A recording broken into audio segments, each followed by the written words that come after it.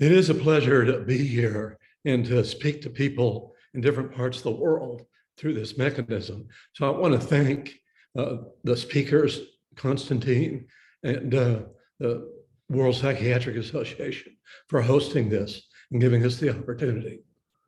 I'm going to share my screen now. The topic, as Constantine mentioned, is genetics and psychobiology of personality and well-being. And this work is based on recent molecular findings in genomic studies of human beings, and as well as in chimpanzees and Neanderthals. And these findings are giving us a deeper and clearer understanding of what personality is and a number of the mechanisms for well-being. I'm going to give you definitions that reflect the new knowledge, introducing these concepts to you, and then I'll give detailed data that will help you understand the basis for these conclusions and findings. Well-being is defined as a complete state of physical, mental, social, and spiritual health. And that can be measured in three ways that turn out to be inseparable. One is physical vitality. A second is functioning with a creative and reliable personality, which I'll define a bit later, as well as with positive emotionality. And the third component is virtuous living, which serves others by moderation, altruism, sublimation, and other virtues. As a result, well-being involves the self-awareness of living as a person who recognizes the dignity of everyone and consequently lets go of fighting, worry, thereby both feels good and does good. Now, let's look at what personality is. You'll see that the definition I gave you for health and well-being is actually very similar to that of the World Health Organization. When we look at personality, that it's important to recognize that personality is not a set of fixed traits.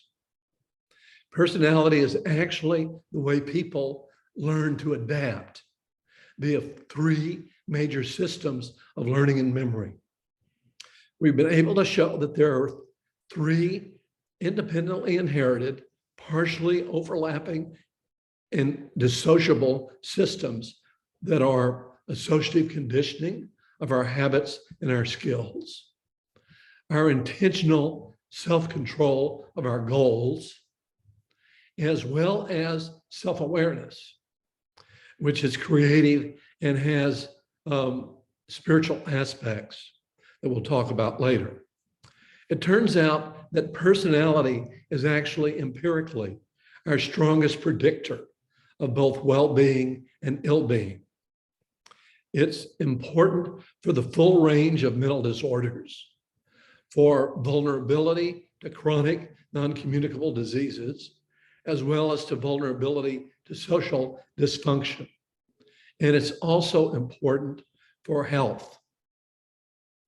In particular, human character traits are the components of personality that regulate health by the regulation of the expression of our genes throughout the brain and other organs of the body, which allows us to maintain health and to adapt to changing conditions, to maintain healthy functioning, and to promote resilience and repair of injury, degeneration, and our maladaptive responses to stress.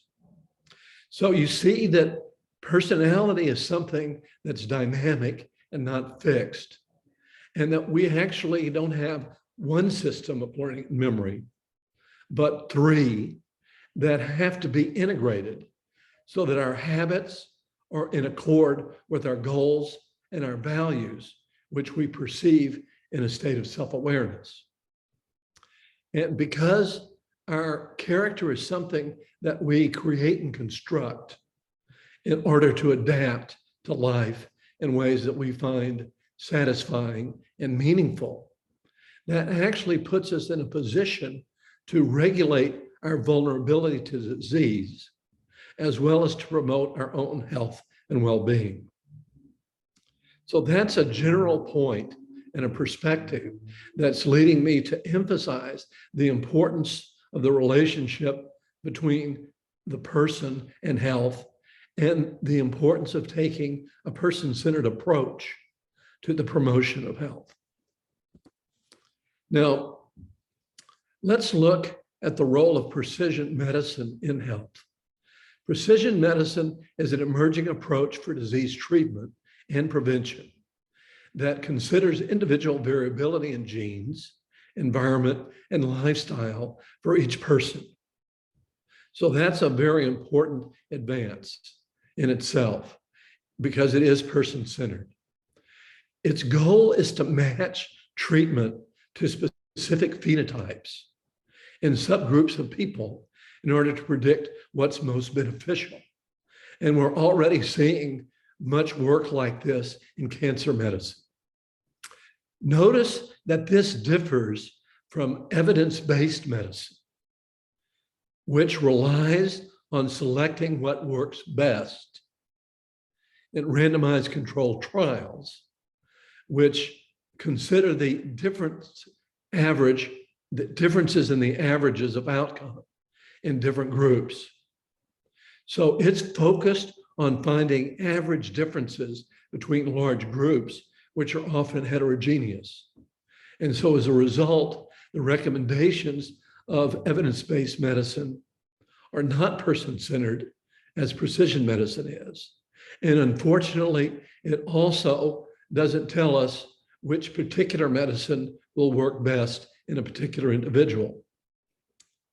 So precision medicine is an improvement on evidence-based medicine because it's personalized, but it's still disease-oriented without attention to understanding the processes that promote health and well-being. It's sobering for us as physicians who really want to help our patients to realize that only 16% of health outcomes are attributable to the quality of modern disease care and prevention. And that limited fraction is due to the weak and inconsistent effects of evidence-based medicine and the neglect of health promotion by precision medicine. I wrote about this in a recent article in the World Medical Journal. Now, let's talk about the model of personality that I'm describing to you. This is various referred to as the psychobiological model of personality or the biopsychosocial model of personality. And some people say the biopsycho-spiritual model of personality. It's all of those things, just depending on what you want to emphasize in particular work. But it's measured by the temperament and character inventory so that we can address temperament, which is something involving procedural learning or associative conditioning. And we measure that in terms of traits of harm avoidance, which involves being anxiety prone, novelty seeking, which involves being impulsive and curious about what's new and unfamiliar, reward dependence, which involves our social attachments and our need for approval from others. And finally, a temperament trait called persistence, which keeps us going when things are not going as we hoped or expected, but allows us to persist without giving up hope. In addition to temperament, we measure character traits, which involve our mental constructs of who we are and our goals in life. And this involves how self-directed we are. That is how well we're able to face reality, set realistic goals, and accomplish them. Cooperativeness, which involves our capacity to be kind and generous and helpful to other people. And our self-transcendence, which involves our consideration of things that are important to other people, so that we see ourselves as an inseparable part of something greater than our individual self. And that something greater can be other people, the community or humanity at large, nature, the universe, and some could even say the infinite and the sacred, the divine. So these aspects of character then interact with temperament and regulate the construction of our perception of who we are and what's important to us, what our goals in life are. And as we formulate our identity, that in turn leads us to regulate our temperament and our character in order to accomplish this in an integrated, satisfying, health-promoting fashion. Now, empirically, we've studied the impact of character and temperament on various aspects of well-being, emotional, physical, and social, on all the continents except for Antarctica. And what we see is some data here from studies that I did in Israel with my colleague Ed Zohar. And you can see that these are normalized values. So this line 0 means average. And the people who are low in one or more of the character traits are always below average. And those that are above average are those who are high in one or more of the character traits.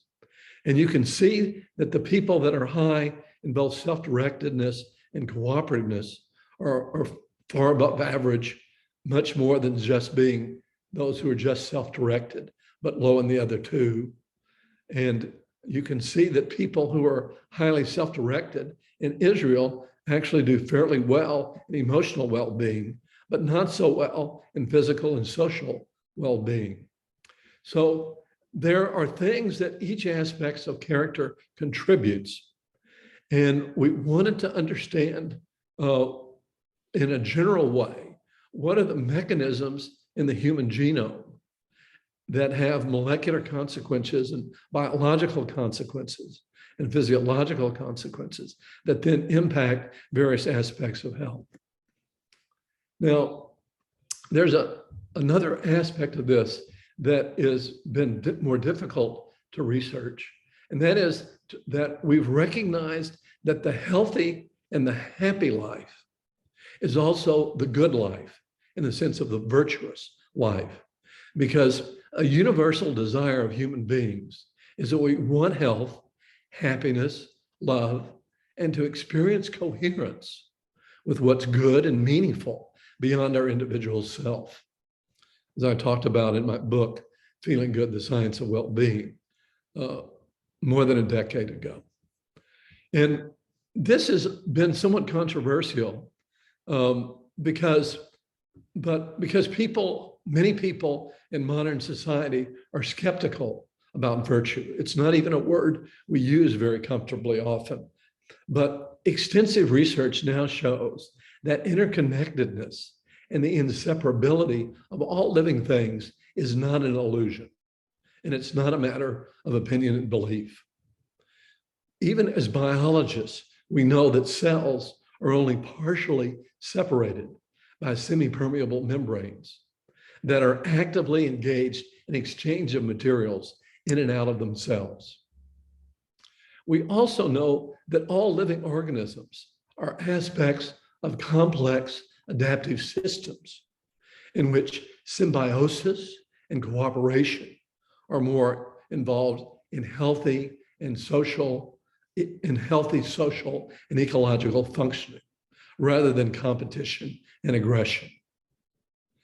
And at a deeper level, at the most fundamental level, we know that all physical things and all living things are composed of quanta that are constantly arising from and returning to a universal field of energy and information called the Higgs field. So really everything is connected fundamentally. And it's only an illusion of our analytical mind that we think of us as separate individuals who are seeking to maximize what's good for our individual self. And it's also very sobering to remember that no physical model can account for consciousness or for life. And so we have to be more humble in recognizing our relationship to what is beyond human existence. Now, just to stop the general observations and to look at the data about virtue, we've done studies recently. This study was done in Portugal, recently published in the Journal of Positive Psychology. And we used a test called the Virtues in Action Inventory, developed by a positive psychologist. And that's been shown to measure three aspects of virtue: self-control, that is letting go of fighting, being prudent, and caring, which involves serving others, being fair and kind and loving, and inquisitiveness, which is kind of the agnostic view of virtue, because it recognizes that we need or driven to be curious, joyful, energetic, and acknowledges that some people then develop faith in spirituality. But the advocates of this test themselves were rather agnostic skeptics. But what's really interesting is that when we give both the VIA and the TCI to people in large populations, we find that self-transcendence is consistently related to virtues, as is self-directedness and cooperativeness too. And also persistence is consistently related. So what we've discovered recently is that we can understand this by looking back at some of the ancient wisdom literature, particularly Plato. And if we look at his metaphor of the charioteer, in which we have a charioteer who's guided by an unruly black horse and a noble white horse, that we have an understanding that the charioteer represents reason, which is intuitive insight inspired by virtue. And this is what we call the creative character in the temperament and character inventory. That is, individuals who are high in all three of the character dimensions. And the unruly black horse represents our appetites. That is, our rational emotional drives, like being harm avoidant or anxiety prone, being impulsive, risk-taking, and needing approval from others, looking for things, in other words, outside of ourselves in the external physical world. And then the noble white horse is actually the horse that listens to reason and helps the charioteer to reach his goals with courage and perseverance or resilience. And this is measured by the high persistence, as well as high self-directedness and low harm avoidance, so that people are determined, goal-directed, and not frightened easily. And it's the interaction of these three groups of forces that help us to make our goal, our habits, to be in accord with our values and our vision of who we are, what our identity is. Now, what that means is that we go through different stages of awareness as we mature and integrate ourselves. We may begin as unaware creatures who learn by behavioral conditioning alone. And these are people that I describe as being emotional and unreliable. We can progress by using our analytical mind to learn by intention, to be self-controlling intentionally, that allows us to regulate our habits and to set individual goals for ourselves. These are individuals who are high in both self-directedness and cooperativeness to the degree at least of seeking mutual benefit. They may not help you if it's going to hurt them, but they will help you if it's mutually profitable. That's egocentrism. And then we can progress from there to allocentric thinking, like a good parent or a teacher or a coach. And here we are beginning to use self-awareness to integrate all three of the learning systems that we have. But we're still relying mainly on our physical senses and our analytical mind, which uses uncertain assumptions about values. And these people we could describe as in the early phases of being creative and reliable, or post-materialists. And then finally, we have a level that's achieved in rare individuals, but more and more common, especially in younger generations, of people who are more contemplative and directly perceive what's truly valuable for themselves and others. And their intelligence are all well integrated to bring habit in accord with goals and values. And these are full-blown cultural creatives. Now, we can look at this in terms of another one of Plato's metaphors or allegories, and that's the allegory of the cave, in which the unaware people are really prisoners trapped by their irrational desires, only looking at shadows on a wall in front of them that are themselves projected by people who are pulling their strings or fooling them for their own advantage. And the self-serving image makers who are casting the shadows that entrap a gullible people are using a technology to cast illusions by shadows and propaganda. And I'll let you reflect on to what extent this is happening in contemporary society. And then the allocentric individuals are those who are starting to climb out of the cave. They've stopped manipulating the prisoners and they turn around and they start to climb out because they get glimpses of sunlight at the opening of the cave and they seek to reach the source of that wisdom, that light. And then finally, we have people who are in a state of contemplation and highly self-aware and well-integrated, who are lovers of wisdom, who are out of the cave and illuminated by the sunlight, although they may go back into the cave to help the others. So this is a powerful metaphor that lets you know that personality is something that's dynamic and can be cultivated. And we're going to examine some of its molecular mechanisms now. I'm going to give you first a summary of what we've discovered about the three networks for learning and memory in modern humans, in addition to general intelligence.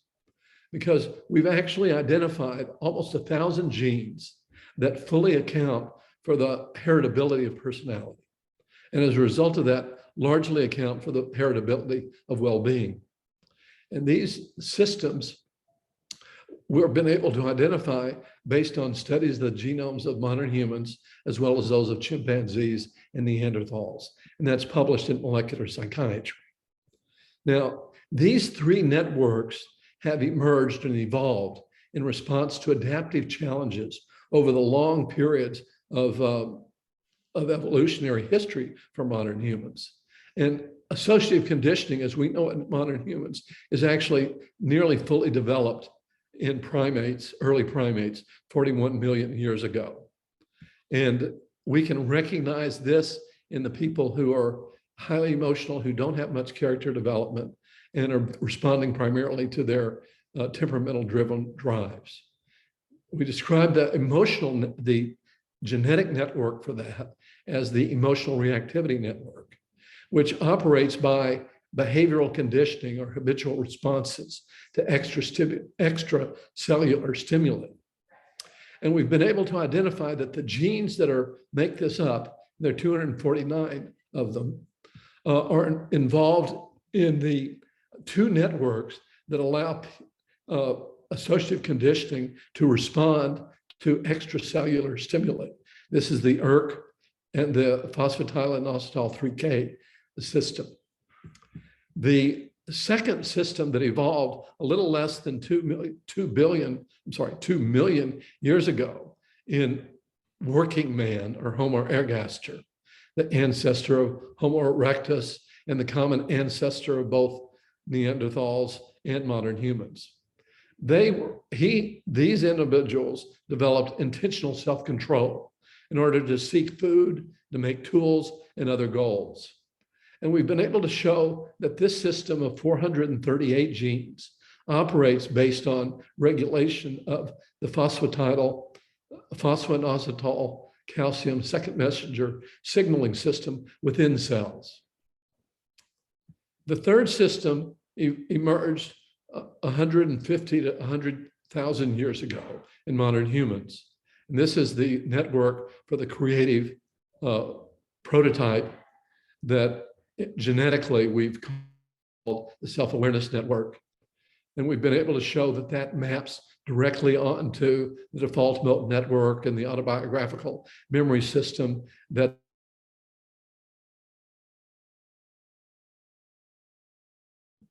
is to integrate gene expression and to regulate gene expression in order to be able to maintain allostasis, that is, maintain health under changing contexts. And in our evolutionary studies comparing the genome of modern humans to that of chimpanzees and Neanderthals, we were able to show that what's unique to modern humans are long non-coding RNA genes that allow us to coordinate groups of genes and cells to adapt to our internal perceptual models that by which we integrate our desires, habits, emotions, ideas, and values as a whole. And that's a fairly complicated system of 574 genes that occur in clusters of genes in which there's at least one gene unique to modern humans. So that's the general findings that we have. And I'll go through the data for that so that you understand the basis for it. We did 3 independent studies, one in Finland, one in South Korea, another in Germany, with 2 to 1,000 subjects. And we used the TCI in all of those subjects. And we used various platforms that had at least 1 million SNPs that we measured. And these are in a general longitudinal birth cohort study, in a sample of healthy twin families in Korea. And we looked at only the unrelated subjects in that. And we also had healthy people that had been identified in Germany, excluding all personality disorders and any mental disorder, at least to the best that they could. Actually, the selection was probably only very effective for excluding people with antisocial personality disorder. And that turned out to be very interesting because it showed that when you select against antisocial personality disorder, you select against the personality types that we've described as being associated with personality, and hence the genes for that. In any case, what I can summarize from those findings is that we found 3 nearly separate networks of people with different combinations of temperament and character. We found that the personality dimensions don't occur independently of one another, but they tend to occur both at a phenotypic level and at a genotypic level in clusters, where we have the creative and reliable cluster, the organized and reliable cluster, and the emotional unreliable cluster. And you probably didn't notice it in the earlier slide because I went so fast, but these clusters have also been recognized in the World Value Study. And this is what's called the traditional cluster. These are the modern materialists, and these are the cultural creatives, or the post-materialists. And there's a lot of complexity within each network that we can explain with the temperament character relationships that are within it. But these are very interesting, powerful groups of people. In addition, we found that there are 3 nearly separate genetic networks that correspond one-to-one strongly with the phenotypic networks. And it turns out that 67% of the genes in these networks are unique to only one of the networks. So even at a genetic level, these networks are highly separated. But in addition, we found that environmental factors also distinguish the networks in a one-to-one basis. And we were able to show, for example, that the creative individuals are those who tended to be reared in conditions where there was a lot of parental warmth and tolerance, whereas the unreliable and emotionally reactive individuals were raised under a lot more conditions that were intolerant and fear-driven. Now, as you might guess, since these are genes for personality, they nearly all are expressed in the brain. In fact, they all are. But they're 70% of them or more are also expressed in nearly all the organs of the body. And this shows all the individual organs, but that captures the heart, the gut, the endocrine glands, and the influences on the hypothalamic pituitary adrenal axis.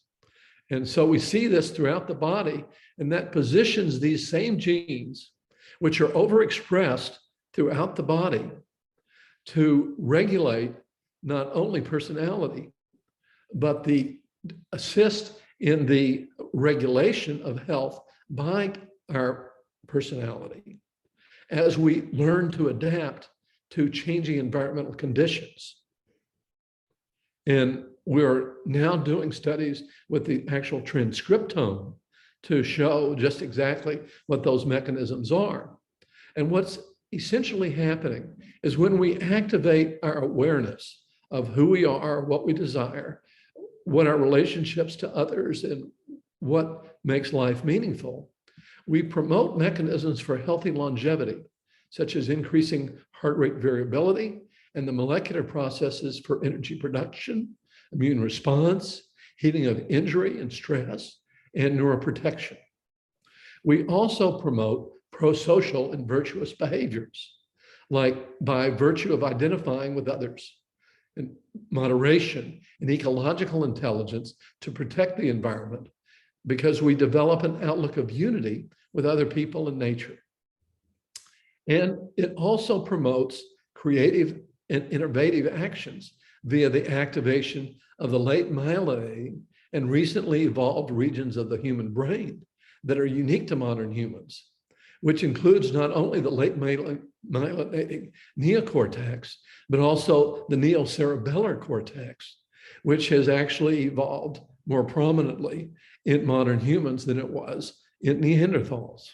The cerebral neocortex and the cerebellar neocortex have co-evolved.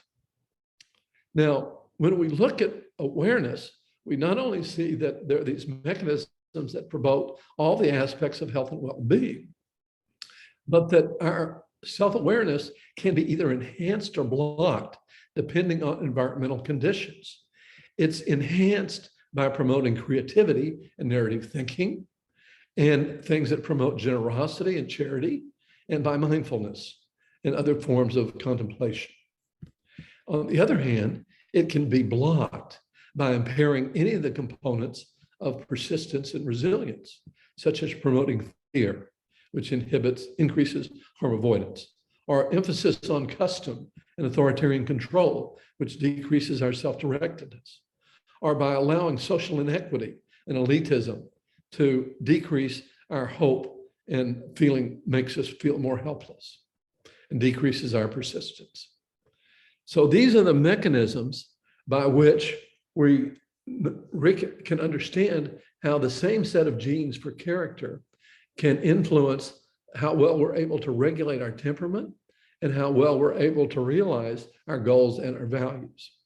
Now, we've been able to bring this into studies of evolution of individuals, of our extinct ancestors, the Neanderthals, because of the fact that the relationship between the phenotypic networks, that is what we can measure with the temperament and character inventory, is extremely strong with the genotypic networks. And this size of this and the strength is shown by these circles. And anything off that is actually quite weak. This is the weak relationship, and the green is the strong relationship. So essentially, we're able to observe the personality of Neanderthals by just looking at their human genome. They are humans, and they're, as you know, their protein coding genes are very much like ours, as is true for the chimpanzees. But there's been a change in the non-coding DNA of humans. We looked at the standard genome of Neanderthals and chimpanzees, and we compared it to the Homo sapiens genome. And we found that of the 972 genes for personality that are associated with learning and personality in modern humans, chimpanzees have 553 of them, and Neanderthals have 652. Now, if we look at these three species, the chimpanzees, the Neanderthals, and the Homo sapiens, and we also look at the three learning systems, the extent to which they have the genes in those, you can see that the red refers to the non-RNAs, and the coding RNAs are those in blue. And so you can see that the chimpanzees basically have only the protein coding genes and a small number of non-coding, small, short non-coding RNAs. And if you look at the Neanderthals, they've got a moderate number of long non-coding RNAs. And those are true in all three of the systems. But the Homo sapiens has a big increase in long non-coding RNAs, larger than that in the Neanderthals. Now, if we just look at the genes that are unique to sapiens by gene type, you can see that there are only 5% that are coding RNAs. And the big increase is in the long non-coding RNAs. There's also an increase in pseudogenes, which also influence regulation of personality and cognition. So most of these non-coding RNAs in sapiens were long non-coding RNAs that can evolve very quickly and whose function is to regulate the expression of genes and also the co-expression of genes in clusters, so that they can then take over the regulation of protein coding genes and the epigenetic processing of those genes, which allows us to regulate allostasis epigenetically. That is, you can, by increasing awareness and learning how to live in a way that is more health promoting, actually transform the expression of your own genes. Now, in a little bit more detail, 95% of the 272 genes that we found unique to modern humans are not protein coding, and nearly half of those are long coding RNA genes. There were some of these already present in Neanderthals, 14%, but modern humans have more, 21%. Let's see if I can go back. And what we also found was that the promoters of the link RNAs are more often under positive selection than their exons, so that we know that these are carrying out a regulatory function. What's particularly interesting is that the link RNAs unique to modern humans and under positive selection are functionally different from those found in Neanderthals. 70% of them were found exclusively in the genotypic network for self-awareness. And these are the genes that are associated with the expression of creativity, longevity, and health when people are reared under conditions of parental warmth and tolerance, which leads to an outlook of unity and connectedness. So genes and environmental factors can shape our formation and expression of these genes. And we can take over control of this consciously as a result of modern human self-awareness. So there are other things that are unique about modern humans, and one of them is our capacity for extended longevity after reproductive age. Most animals after reproduction don't live very long, but modern humans are exceptions in that. Healthy longevity provides the opportunity for altruistic grandparents to help their children and grandparents to be able to survive, reproduce, and flourish. So healthy longevity combined with the capacity for altruism has allowed for positive selection of long non-coding RNAs, which have allowed us then to develop healthy societies at times that are not as divided as we are at the moment in the world, and where strangers and other people try to help one another rather than to cause one another problems. Now, this was something that the Neanderthals did not do very well. They tended to live in small groups that became highly inbred, and they may have contributed to their own demise. But certainly we had a greater fitness capacity than the Neanderthals. So you can see that the summary that I gave you initially, we've been able to work out the way to measure these traits. We've been able to identify the gene sets that influence that, what the mechanisms are at both a behavioral and cognitive level and at a molecular level. And so we're in a position then to think about the implications that this has for us as physicians who want to promote health and well-being and to reduce disease and suffering. So we have to then see that human health is more than the absence of disease. We evolved and became successful as a species because of our increased capacity to develop a state of well-being, to regulate allostasis.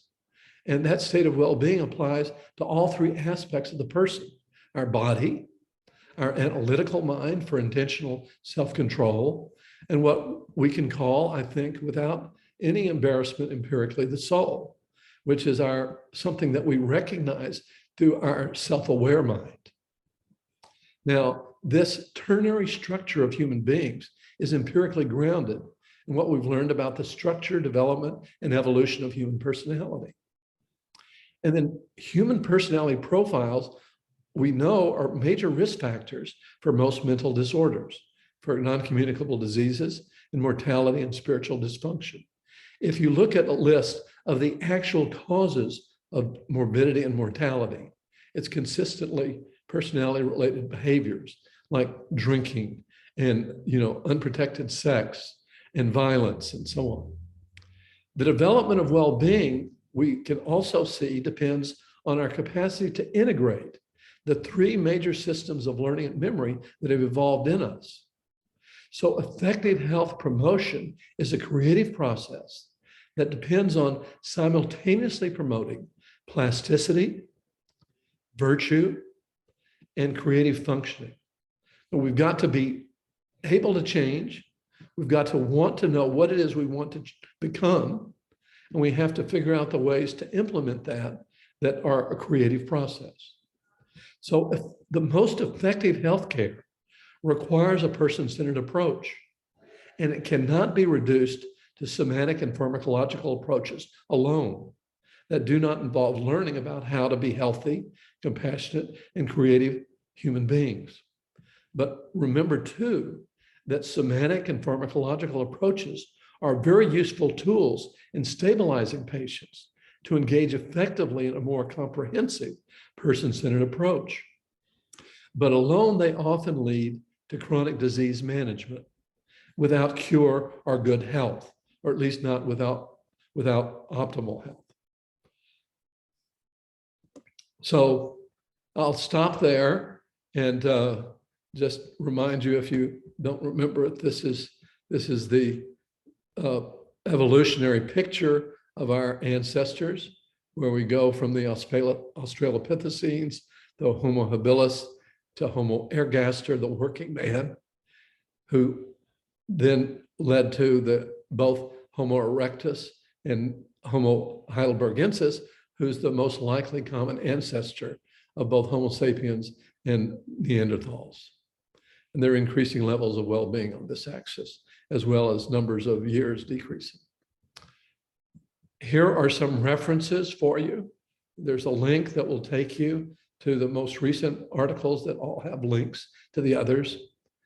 So I'll stop there, and thank you for your attention.